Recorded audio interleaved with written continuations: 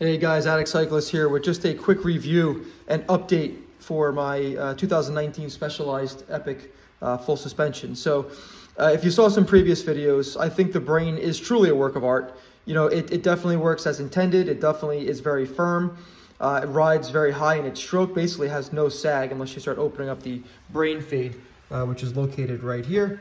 And obviously you can fade the firmness of the breakthrough point or even create it into a traditional fork. But what I've been having issues with is if I go on a regular ride, right, just riding my bike and not racing, the Brain is pretty harsh. There's no small bump compliance, completely zero in this 2019 fork. I know that they built the new Sid SL Ultimates with about 15 millimeters of bump compliance with the Brain model, but I wanted to update and share why I'm going to be trying this new RockShox Sid SL Ultimate with a lockout. So basically, I think the rear Brain is a work of art. You know, it definitely works as intended. It creates basically a hardtail, efficient pedaling platform. And I just wanted to kind of see what a traditional shock or fork would be on this Epic. So I scored this for a really good deal. I got this fork for less than $700. Brand new, was a takeoff of another bike. So I figured, hey, why not? So, you know, I just wanted to see basically the benefits of this new RockShox Sid SL. And again, they made some significant improvements over the first or the previous iteration, in the fact that, one, the new Debonair air spring has been retuned for this new SL Ultimate fork in 100 millimeter travel, right? It does not really have too much sag. It sits very high in its stroke, so it offers that pretty sharp handling as what I've been reading and listening to. Comparing it to the RockShox Sid Brain, you know, I like that firm platform. I like that high sitting fork. It makes handling like a razor blade, right? Like a scalpel.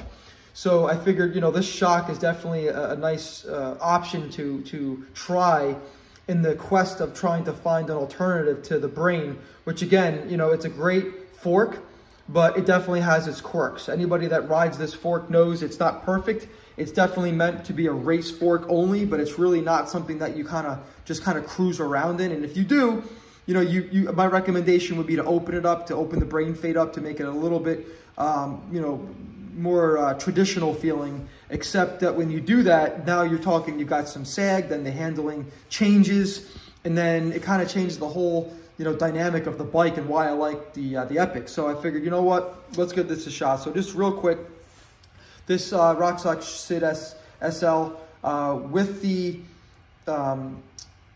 remote lockout came in at 1,337 grams. I believe the fork as is without the lockout and the lockout top comes in at 1,300 grams even with an uncut steer. I just recently got this cut. And so this came in at about a little under 3.2 pounds, and the Brain came in at 3.9 pounds.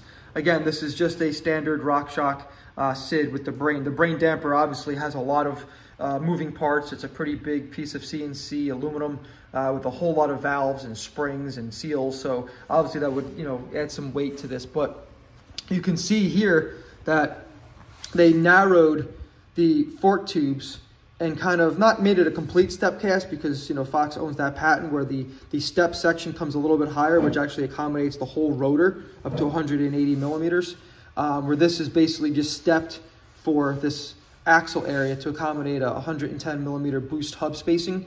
But you've also narrowed, obviously, the crossover here, the bridge. You can see how narrow that is. Again, everything is to kind of save weight. And you can see on the SL Ultimate where they really did a good job of machining out as much material as they can without creating an integrity issue and stiffness, right? So very, very square angles, huge cutouts here. And, you know, comparing the old Sid and the new Sid, even on the World Cup version of the Sid, this crown was painted, right? Even though that it was carbon. This is not carbon. This is alloy. But they actually anodized this, right? There's no paint, again, to further add to the weight savings on this. So very anxious to get this on the bike. I have to go pick up a new headset. You know, this is a little old and not gritty, but it's real sticky, and I'm just gonna figure just dropping some new bearings.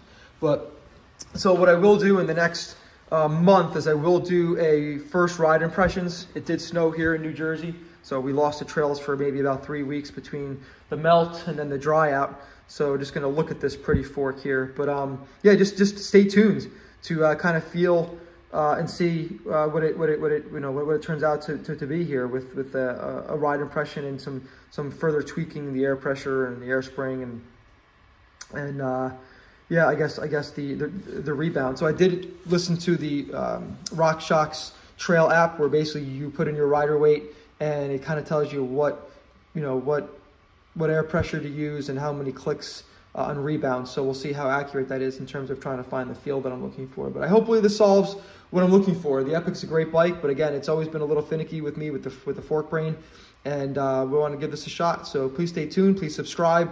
Really appreciate the supports, appreciate the views, and be well. Thanks.